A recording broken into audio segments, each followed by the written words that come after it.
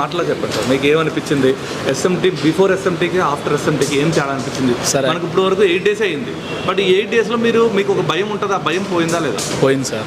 యాక్చువల్గా నాకు ఇంతకుముందు షాప్ ఉంది సార్.